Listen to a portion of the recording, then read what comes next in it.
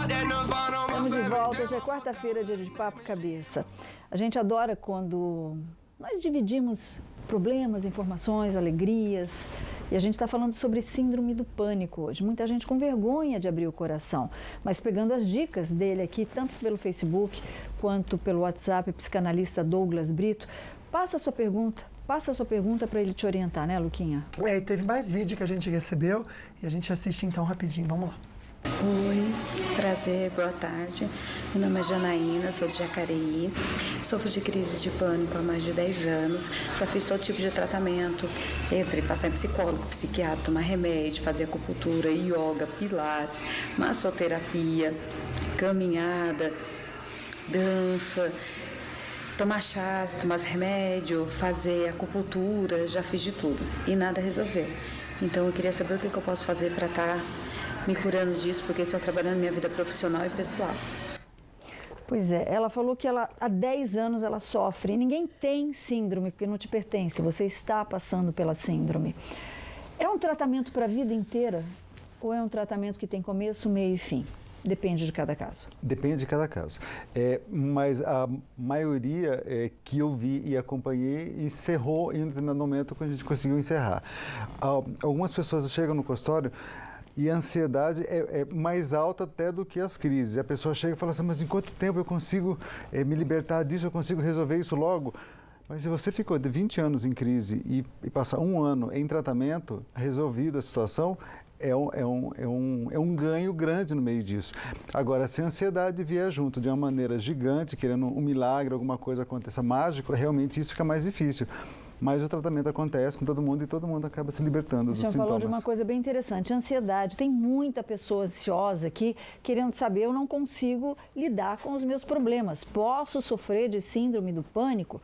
O doutor já responde, porque eu quero saber desse pedido aí que você contou, Luciano. Só, eu quero saber se você ia gostar ou não. Solta aí, Gabi.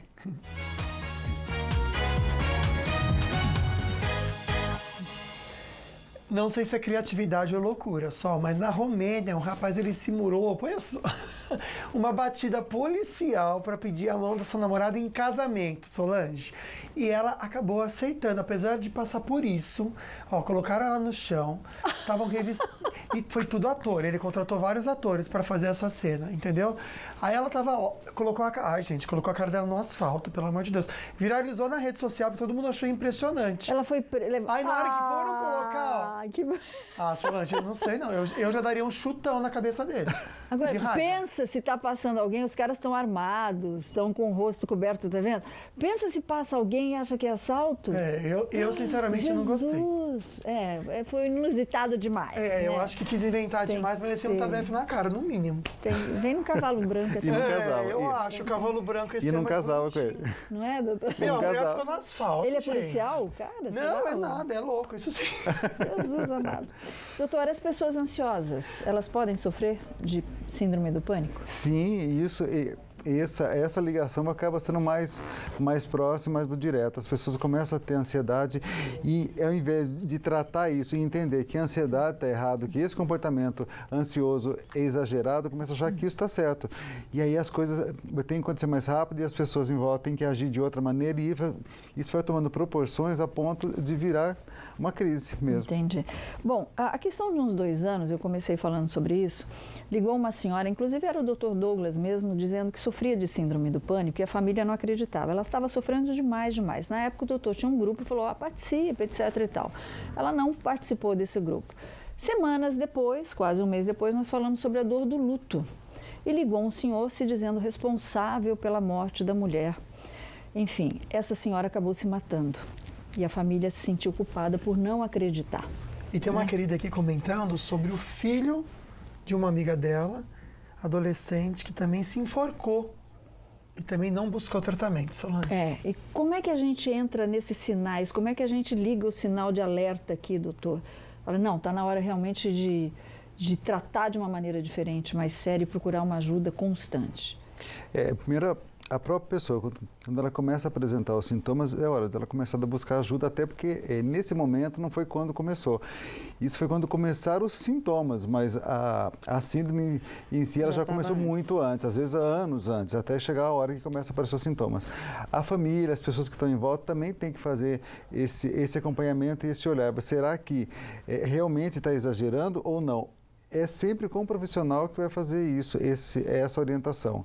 A pessoa, não quero falar com ninguém, não quero nada. Bom, daí já é outra situação, mas tem que buscar alguém. Porque tem aquele ditado, né, Luquinha? Dizem assim, quem vai se matar não manda recado. Não é sempre assim não, né, doutor? Não é sempre assim. Às vezes dá sinais pedindo ajuda, sim, né? Sempre aparece, alguma coisa aconteceu para essa pessoa antes. Ela deixa um recado, um bilhete, um toque, alguma coisa acontece. Ok, então, Luquinha.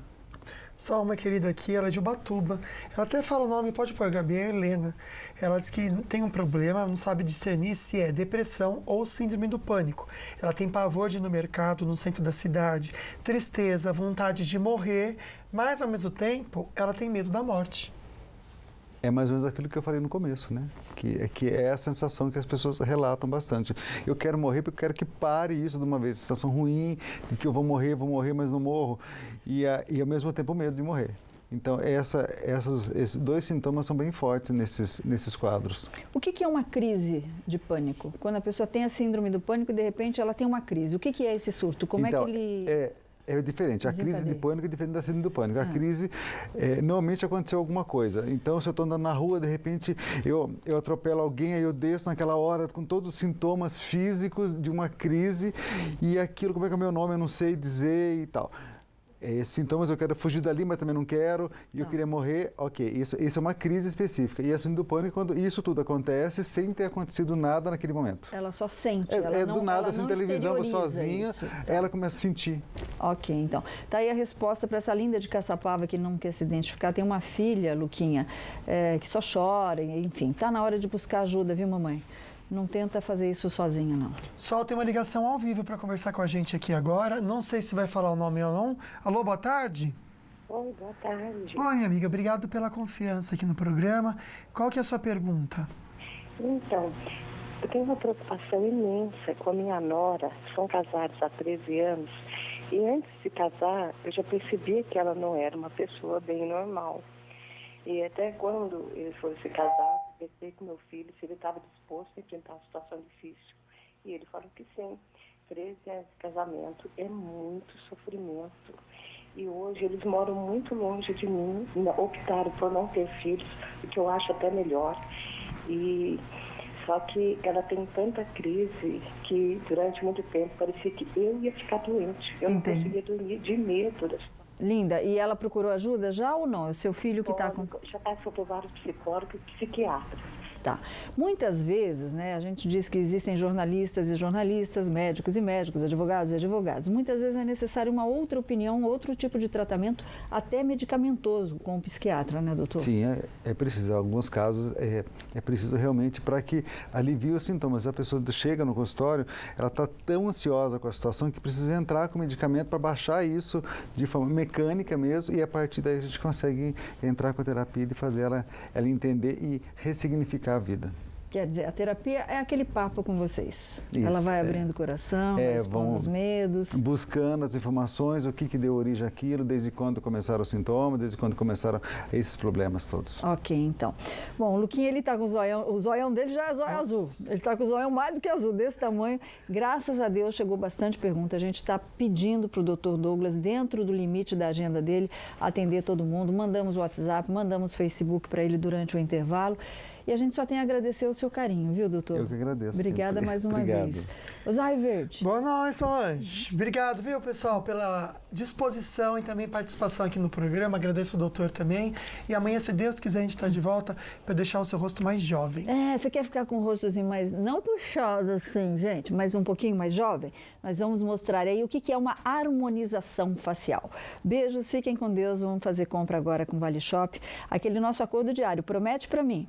Você veio ao mundo para ser feliz. Então se apegue em Deus e vai ser feliz. Beijo no coração. When I get down, I'ma look high behind my eyes. In Hollywood, they're saying what you know, but who you know, you need to know someone to know no one. When I get down, I'ma look rolling up and roll around. I'm lonesome, lost some years I used to know. I know my fate like bullets in a shotgun.